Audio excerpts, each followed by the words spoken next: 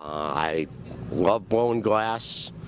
There's nothing like it in the world. I'm able to make anything I want. I'm lucky enough that I've been able to make a very good living from blowing glass.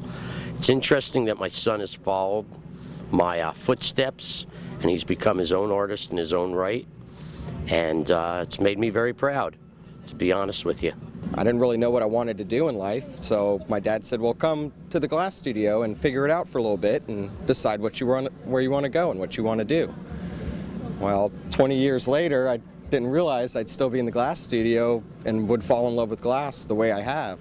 I might start a piece off, we have an idea, you know, we'll start working on it and collaborate, and if I'm trying to make something that has multiple, you know, components to it, I have to have an extra pair of hands, and my dad, basically, he's my extra pair of hands and makes that happen.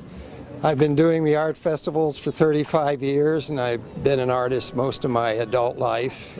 But I was able to guide Colin as far as the setup of his booth and how to design his work so that it would be appealing not only to the public but to the judges and as well as to himself, because he does have to follow his own vision. So drawing has always been the constant in my life, something I've always practiced on a daily basis, and so I figured it was natural to pursue it.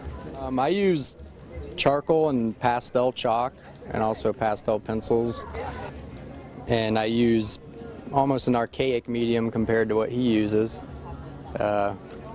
He uses computers and produces digital images, so it's pretty much the polar opposite, actually.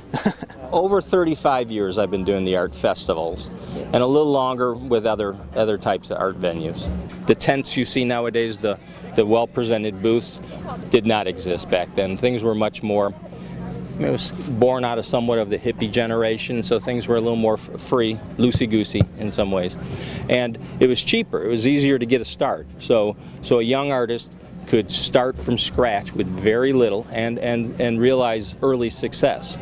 Now there's a very large investment, and shows have gotten profitable, which is a good thing, but also meaning they're competitive. So a younger artist has a much harder time getting into the shows, getting started. We do have quite a few, as you've noticed, father and son. So we got a second generation with the older generation that knows some of the ropes, has learned along the line the tricks of the trade, and can pass that on to the second generation. Austin Balduff is here, and he's 20. It's not just the advantages of having the skill and someone to look to say, does this look okay? It's the advantages of the tools that come with it, from the booth and the walls and the material he has, and just the skill he can bring to helping me out. He taught me the basics, the things that if an artist were to start off on his own, he wouldn't know these things right away, and he would probably go more than 5 art shows and understand, I don't understand these things, or probably they go their whole life doing the art show business and don't understand the things and they get by somehow.